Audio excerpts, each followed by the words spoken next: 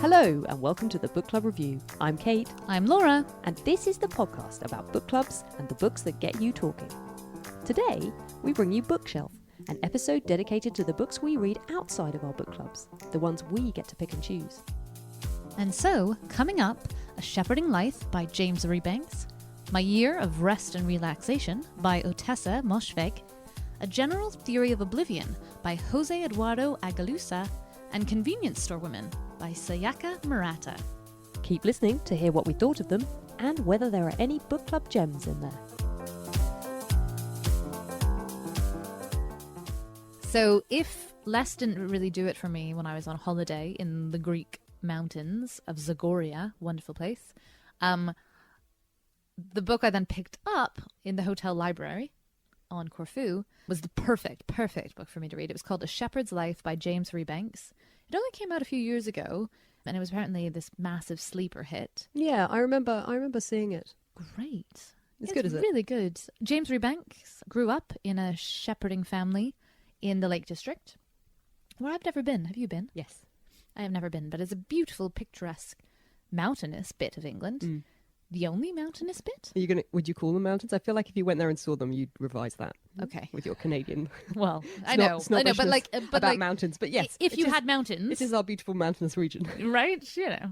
And actually, it reminds me a lot of Educated by Tara Westover, which we discussed last time around, in the sense that James Rebanks grew up from a family who, I should say, seems to be very loving and caring and not at all like Westover's family. But still, they were on the edge of kind of mainstream British culture in the 1970s, 80s, 90s. And that's part of the story, is that these shepherding communities have been forgotten. And actually, these are the people who have shaped the Lake District lands for hundreds of years.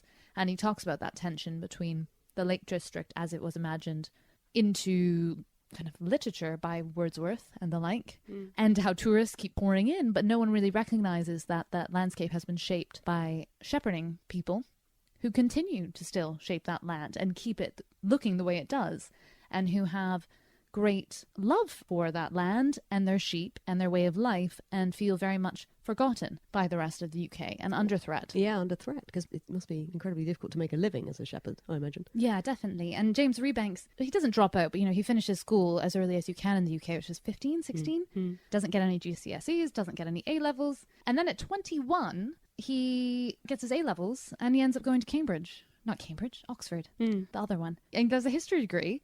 He handles it very well. He sounds like a fascinating person, like real strength of character. But he talks about everyone's expectations that that's it. Like, he's made it. Like, well done. You're at Oxford now. Like, what are you going to do next? What career are you going to have? And he's like, oh, no, sorry. Like, I'm going to go back to my family farm and be a shepherd. And actually, he does that. And it's the life he loves. He also then has a job working for the UNESCO heritage sites and is able to carry on as a shepherd because he also has this white-collar job to kind of keep the... How interesting. It's wonderful, and he's so likable. And is it good? Does he write well about the place? I imagine that's one of those things that... He writes really well about the place. He writes really well about what it means to be a shepherd and sheep and farm life, all of which feels very distant to my life. And I think that's why I loved reading about it so much, especially when you're out of London and you feel like, oh gosh, well, this is so beautiful.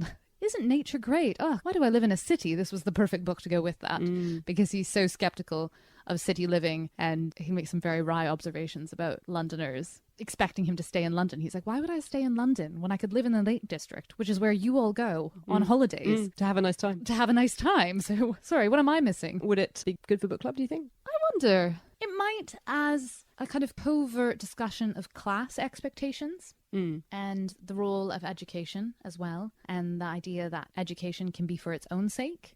He is older than Tara Westover, and I think he brings a maturity and distance from his degree to kind of look back and be like, it was really wonderful. I learned a lot and I enjoyed that learning, but, it's not the be-all, end-all. There are other things in life that are way more important and valuable than a degree from Oxford. I read something that I think would make a very good book club book. It's called My Year of Rest and Relaxation by Otessa Moshfegh. You would think, as a stressed out mother of a 6-month-old baby, plus 2 other children, plus all the other stuff I try and cram into my life, that I would just be attracted to the idea of Rest and Relaxation anyway, but actually it was the cover of this book that really made me pick it up, because it's got this incredible painting. It's a sort of classical painting. I looked inside and it's by Jacques-Louis David. I think it's sort of the 18th century. Is it an 18th century painting? Because it looks like a contemporary painting. Yes, that's what intrigued me about it, because I could tell it was old, but there was something not quite right. That's funny. There's something not right about it. Yeah, exactly. And it turns out, it delighted me, because actually it turns out when you read the book, the whole book is sort of playing around with assumptions in that way. The assumptions we make about the female character of a novel. So this novel is about a girl who is white, she has blonde hair, she's skinny, she's, by every kind of standard of our Western society, she's beautiful. She also is rich. She has money that she's inherited from her parents. So she doesn't have any kind of material difficulties. And because of her appearance and her background, all the doors are open for her, or all the avenues are open. So what does she do? Well, she decides, because she is unhappy, that she is going to take a year out. And she means a year out of consciousness. So she decides she's going to try and spend a year effectively kind of hibernating. She wants to sleep. And she finds a therapist, a kind of quack psychiatrist, who I do think is one of the most brilliant characters I've come across in any of the books I've read ever. I just thought this psychiatrist was absolute genius, who anyway supplies her with drugs, will basically give her whatever she wants. And so through the use of prescription drugs, she is able to sleep for long periods of time. It's just brilliant in so many ways, and there's so much to kind of pull out of it. You would think a novel about one character who spends most of her time asleep wouldn't be that compelling, and the way that the author manages to make it compelling, I thought was brilliant. And it's about our ideas about, as I said, about that female character. I caught myself being a bit frustrated by the fact that she was sort of beautiful and everything was so easy for her. And yet, at the same time, acknowledging that was why I was interested. It was what kept me reading. I liked the fact that she was glamorous and gorgeous, and I sort of wanted to identify with that. And, so it makes you aware of your own assumptions, and it kind of causes you to just question them and examine them. It's really subtle and beautifully written. How would you describe my facial expression right now? I would say it was puzzled, intrigued, hesitant. Puzzled was top of my mind. Yeah, I think intrigued. Am I not selling it to you? No, it's not that. It just sounds bizarre. It's got a really nice sort of feminist thread. What's the point? I don't read books for a point. I think that's the point. I think that's the point. I think in the way that Andrew Sean Greer was exploring contemporary gay life and what that might mean to someone who's sort of living that lifestyle, she's exploring what it means to be a young white woman in Western society. And actually, that's really interesting and relevant to you and me. Although so you recommend it? We're not skinny, I'm afraid, or gorgeous. Come on, Kate. I would recommend it. I thought it was brilliant, and I'm dying to discuss it with people. So yeah, I need my friends to catch up. So that did you like it? Did you enjoy it? I will suggest it to book club. They might. Did you enjoy it? I did. I really did. Yeah, I thought it was great. Interesting. Funnily enough, I'm now reading her earlier novel, Eileen, which was shortlisted for the Booker last year, which, while I acknowledge I think it's really good and the writing is really good, I'm really not enjoying it because it's just very, very dark, and in a way that this wasn't. This is actually very funny. Not sort of laugh out loud funny, but there's a sort of a level of sort of deep appreciation for the way that she writes sometimes, or the way that she kind of pinpoints a character that is a sort of inner smile. At the private old girls' high school I went to, I'd had a flock of Riva-like adorers. I was emulated and gossiped about. I was blonde and thin and pretty. That's what people noticed. That's what those girls cared about. I learned to float on cheap affections gleaned from other people's insecurities. I didn't stay out late. I just did my homework, kept my room clean, bided my time until I can move out and grow up and feel normal, I hoped. Have you read Prep? Yes. Yes, I like Prep. Any? No. No. Not remotely. Because Prep... Just that one little passage I picked out made me think of Prep. Yeah, no, because even in that, I was like, well, can't you tell? It's like, she's white, she's thin, she's pretty, but it's almost like holding that up, which in a way that Prep didn't. That character just existed as who she was and wasn't... But she was an outsider. Yeah. Yeah. Whereas this girl is not. Interesting. I might give it a go. And I also read, that prize I always go on about, the Irish literary... Oh, yes. Dublin one, which is nominated by librarians. It's the Dublin International Literary Award, I think, is the name of it. Amanda in my book club, whose dad is a librarian, said darkly to me that you can never trust the opinion of librarians. No? But interestingly, the Pulitzer, we hear that name Pulitzer and we think, oh, wow, this is such a prestigious prize. But I looked, and so far as I can tell, all the books that are eligible to be considered for the Pulitzer Prize are nominated by publishers. So it's not that they're looking at the wide sweep of every single thing that's available and then selecting the things that they think is the best. It's about the publishers saying, oh, I think this has got a shot, and nominating it. And you have to pay as well to nominate. Really? Well, maybe that's why I don't really rate the Pulitzer Prize very much. I think it's interesting that whereas this, these are librarians who are coming across thousands of books as part of their day jobs, and they don't have any agenda or any kind of vested interest. They're just nominating the books that they and presumably their members have borrowed the most, or the ones that they think are the best. And then you get this really interesting shortlist, and then this is the one that actually won. It's called A General Theory of Oblivion by José Eduardo Agalusa. It's not a long book. It's written in quite a simple, elegant way that I enjoyed. It's quite kind of precise. It tells the story of Ludo, who is in Angola with her sister and her sister's husband, who is Angolan. So he's taken them from Portugal to live there. And then there is the civil unrest that came with the Angolan independence struggle. And Ludo is terrified. The sister and the brother-in-law disappear. She doesn't know where they've gone. And she ends up bricking herself into the apartment. And then she just stays in this apartment. So it's effectively hidden within this larger apartment complex. And it just so happens that there's a large roof terrace, and through various things, she's able to grow vegetables, and she's able to basically be self-sufficient within this place. And so she manages to live there undetected and sort of hidden away for the next 30 years. 30 years? Yes.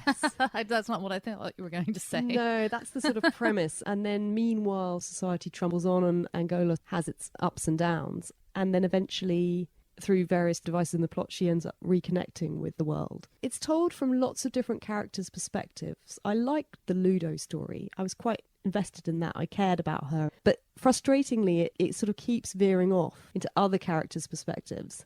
And I think actually for a novel that is written by an Angolan, set in Angola, a country about which I know absolutely nothing, I think my main frustration was that I didn't really feel like I learned much. And at the Which end, is not his job. That's not the author's job, of course. I suppose. To teach you about Angola. I just think it would have been nice if it had had more of a sense of place. And if the characters, if they'd come to life more. I think that's what it didn't do for me. But it was interesting, and it was very well written, and it was a very interesting construction. And I was left feeling that if I'd known more about Angolan history, actually, I think it would have made a lot more sense. I think partly the reason it was sort of lost on me was because I just didn't have the background, and actually I sort of think you need it to really appreciate this book. I can't decide whether it'd be good for book club, because it's one of those ones where it will probably you would come out in discussion, and it would be quite a good one to delve into. Is the International Dublin Literary Award for books in translation, or is that just coincidence? No, it's for a novel written in English or translated into English. It aims to promote excellence in world literature and is solely sponsored by Dublin City Council, Ireland. Really? That's quite random. But I like that. I like everything about it. I like. I like that idea that of an award that takes under consideration books written in English and books translated in English, because why not? As a reader, you just encounter the finished product. I felt like perhaps this suffered slightly in translation. Sometimes books in translation, they sort of can feel a little bit flat almost. And I think this had that. But yeah, an interesting read, and didn't take up much of my time. Well, so damning with faint praise. It's not like I spent weeks and weeks on it and then was left feeling ambivalent about it. Actually, it was kind of a few nights. And well, another brilliantly short novel in translation, this time from the Japanese, is Convenience Store Woman by Sayaka Murata. Oh yeah, I've seen this. I'm intrigued. Was this good? It's fantastic. And I'm not going to say too much about it. It is very slight. You can read it in probably 2-3 hours. So maybe one sitting if you're committed. And my colleague's basically like, my book pusher is brilliant. She just brings me books and it's like, have you read this? And I'm like, no. She's like, you'd like it. And she gives it to me, and then I take it away and I like it. And then I ask for another. And she brought it into me. And it's just about a woman who has been working in a convenience store in Japan for almost 20 years.